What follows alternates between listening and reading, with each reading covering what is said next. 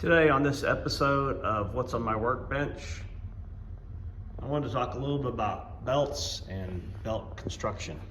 A lot of people wonder what it takes to make a good belt, and most people would probably say genuine leather. If it says genuine leather, then it's a good belt. This belt here might be a little bit hard to see it there, but it says genuine leather. So most people, that means they think they're buying a quality belt. So I'm gonna dissect these a little bit here and see. This is one of my belts here that I've made. That's in faded dark mahogany. So let's get into this. So I'm going to take this belt here. This is one that's labeled as genuine leather. And you can see here where it's starting to break at the hole in the belt here. And it's peeling. Real leather is not going to peel like that. And I can see a fabric below it. So here is what we've got when we start to take it apart.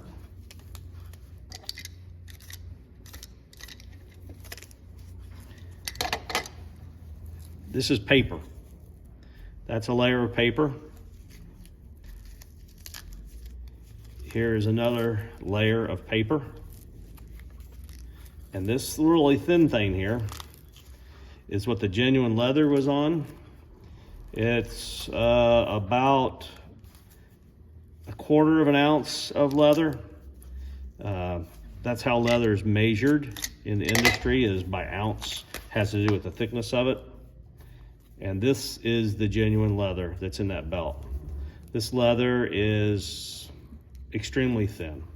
The leather that I use on my belts, I usually go between 10 and 12 ounces. I can make it a little thicker if you want thicker. That's a pretty stout belt. The top here is fabric backed vinyl on that. So that belt was labeled genuine leather. This belt here, also genuine leather.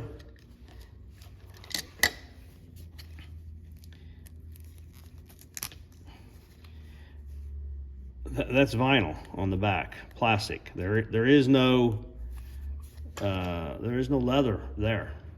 No leather.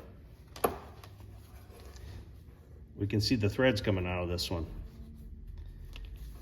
So when it says genuine leather, it could be a piece of top grain leather like this.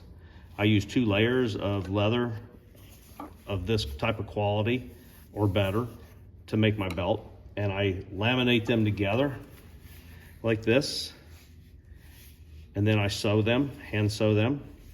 Once they're laminated together, they're still not going to come apart, so the hand sewing adds strength, and it also helps keep it from stretching. Now, a lot of places, to get this really thin piece of leather, they will strip that off the front of leather for whatever purpose that someone else wants the other part of the leather. But if you look, this is genuine leather, full grain leather. If it says top grain, it may have been sanded to remove some of the top layer, and that removes any scars that some people might find that detracts from the look of it. But this piece here, I've removed the top layer of it. I could finish this piece of leather here that has the top layer gone, which is where the strength is. I could finish this, seal it, polish it, and I could make it look like a finished piece of leather, but it would have much of its strength gone. You can see it stretches. This doesn't stretch, this stretches, and it will break down and eventually fail at a much quicker time frame. So to recap, this belt here, labeled genuine leather, vinyl on top, 2 layers of, generous layers of paper, and a backing on it, very thin leather. I guess it's leather. Most people would think if it says genuine leather, they're buying a belt that is leather through and through. I get my leather in complete hides. I cut the strips out of the hides. It's made from 2 layers of full grain leather, and then I laminate them together. I hand sew them. There's no machine work done in this. Those are all hand stitched. I use a quality buckle. This buckle here is solid brass.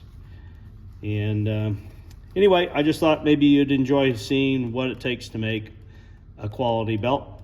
I appreciate your time. Have a great day. Please like, share, and subscribe. It would help me out. Have a good day. Bye.